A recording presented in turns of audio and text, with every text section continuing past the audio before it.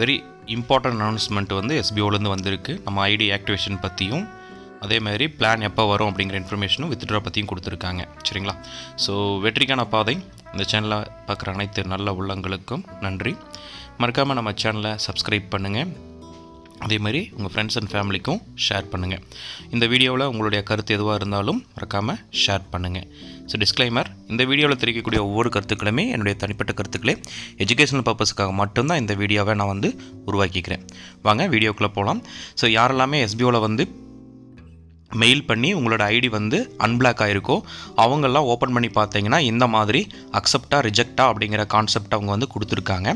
மறக்காமல் நீங்கள் உங்களுடைய ஸ்டாஃப் ஐடி அதே மாதிரி உங்களுடைய பாஸ்வேர்டை வச்சு எஸ்பிஓ போர்ட்டலில் லாகின் பண்ணுங்கள். லாகின் பண்ணிவிட்டு அவங்க கொடுத்துருக்கக்கூடிய அந்த 17 இன்ஃபர்மேஷனையும் நீங்கள் டிக் பண்ணிவிட்டு அக்செப்ட் கொடுத்துக்குங்க. மறக்காமல் இதை வந்து பண்ணால் மட்டும்தான் உங்களோட ஐடி வந்து கண்டினியூ ஆகும்.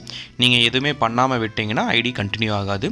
மாற்றி ஏதாவது கொடுத்துட்டீங்க அப்படின்னா மறுபடியும் உங்களோட ஐடி வந்து அன்பிளாக் பண்ண முடியாது அப்படிங்கிற தகவலையும் அவங்க சொல்லியிருக்காங்க. ஸோ யாரெல்லாம் மெயில் பண்ணி உங்களுக்கு வந்து அன்பிளாக் ஆகிருக்கோ அவங்கெல்லாம் மறக்காமல் இந்த அக்செப்ட் அப்படிங்கிற பட்டனை வந்து கிளிக் பண்ணுங்கள். ஸோ அடுத்த கொஷின் வந்து எப்போ எஸ்பிஓ வருகிறது அப்படிங்கிறதுக்கான ஆன்சர் வந்து நான் சொல்கிறேங்க. ஸோ எஸ்பிஓ வந்து பார்த்திங்கன்னா இந்த மந்த் எண்டிங்கில் வரப்போகுது அப்படிங்கிற மாதிரி சொல்லியிருக்காங்க.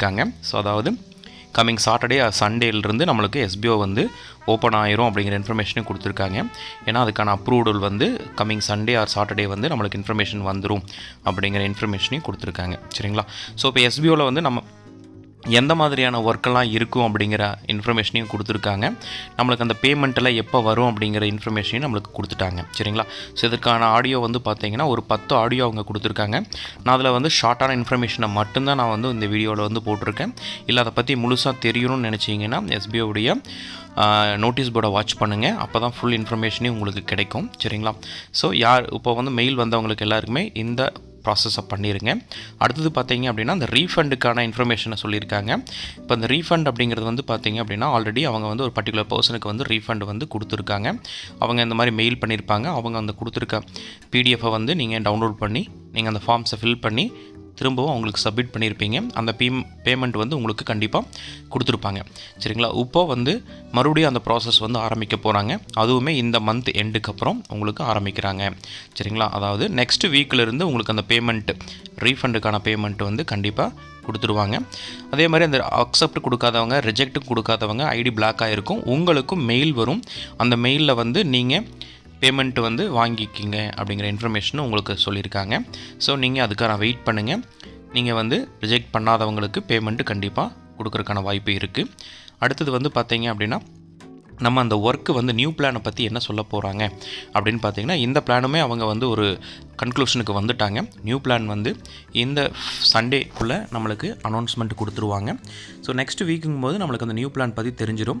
ஸோ எல்லாருமே வந்து எல்லா பிளான்லையும் ஜாயின் பண்ண முடியாது. அவங்க சொல்லக்கூடிய அந்த 4 வகையான பிளான் இல்லை 5 வகையான பிளானில் வந்து பார்த்திங்கன்னா நம்ம ஏதாவது ஒரு பிளானில் மட்டும்தான் ஒர்க் பண்ணுற மாதிரி இருக்கும். ஸோ அதில் நம்ம தான் சூஸ் பண்ண போகிறோம் எந்த பிளான் நம்ம செய்யறோம், எந்த பிளானில் நம்ம ஒர்க் பண்ண போகிறோம் அப்படிங்கிற இன்ஃபர்மேஷனும் நம்ம தான் சூஸ் பண்ணுற மாதிரி இருக்கும் அப்படிங்கிற தகவலையும் அவங்க சொல்லிட்டாங்க. சரிங்களா?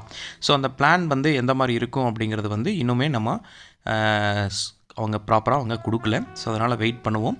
ஸோ இந்த மந்த் எண்டில் நம்மளுக்கு அந்த பிளான் வந்து கண்டிப்பாக கிடைச்சிரும். சரிங்களா? அடுத்தது வந்து அவங்க வித்ட்ரா பற்றி அவங்க சொல்லியிருந்தாங்க.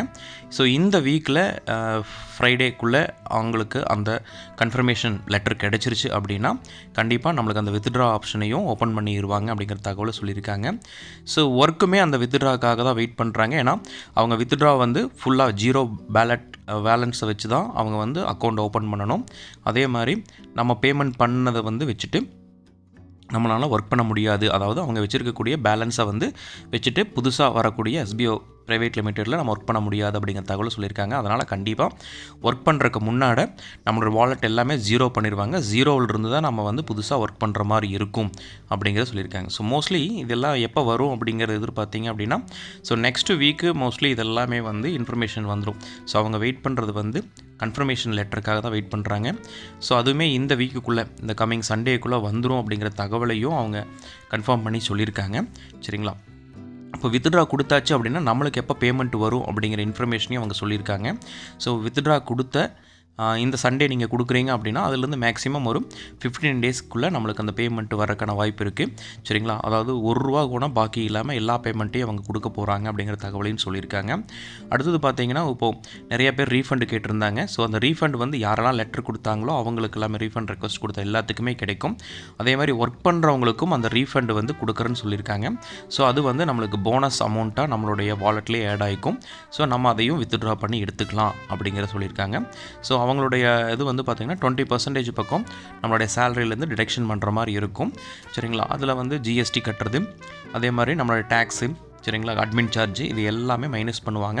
ஸோ அதனால் 20% நம்ம வாங்கக்கூடிய சேலரியிலேருந்து 20% அவங்க வந்து பிடிச்சிட்டு தான் நம்மளுக்கு சேலரி போடுற மாதிரி இருக்கும் அப்படிங்கிற தகவலையும் கொடுத்துட்டாங்க. ஸோ வித்ட்ரா பற்றி அவங்க அனௌன்ஸ்மெண்ட் கொடுத்துட்டாங்க. ஸோ நெக்ஸ்ட் வீக் நம்ம வித்ட்ரா ஆப்ஷன் ஓப்பன் பண்ணிடுவாங்க அப்படிங்கிற தகவலையும் கொடுத்துட்டாங்க. ஸோ அப்போ பேமெண்ட் வந்து இந்த கம்மிங் மந்த்லேயே நம்மளுக்கு அந்த பேமெண்ட்டும் ரிசீவ் ஆயிரும் அப்படிங்கிற சொல்லியிருக்காங்க. சரிங்களா? ஸோ அப்போ வித்ட்ராக்காகவும் பிளானுக்காகவும் நம்ம அடுத்த வீக் வரைக்கும் வெயிட் பண்ணணும். ஸோ அப்போ தான் நம்மளுக்கு என்ன தகவல் அப்படிங்கிறதும் தெரியுங்க. சரிங்களா? ஸோ மறக்காமல் இந்த வீடியோ பார்த்துட்டு இருக்க அனைத்து நல்ல உள்ளங்களுக்கும் நன்றி. மறக்காமல் லைக் பண்ணுங்கள், கமெண்ட் பண்ணுங்கள். ஸோ இந்த வீடியோவில் உங்களுக்கு ஏதாவது கொஸ்டின்ஸ் இருந்தால் கொஸ்டினை கேளுங்க, நான் கண்டிப்பாக அதுக்கான ஆன்சர் பண்ணுறேன். ஸோ தேங்க்யூ ஃபார் வாட்சிங். மறக்காமல் நம்ம சேனலை லைக் பண்ணுங்கள், ஷேர் பண்ணுங்கள், கமெண்ட் பண்ணுங்கள். தேங்க்யூ.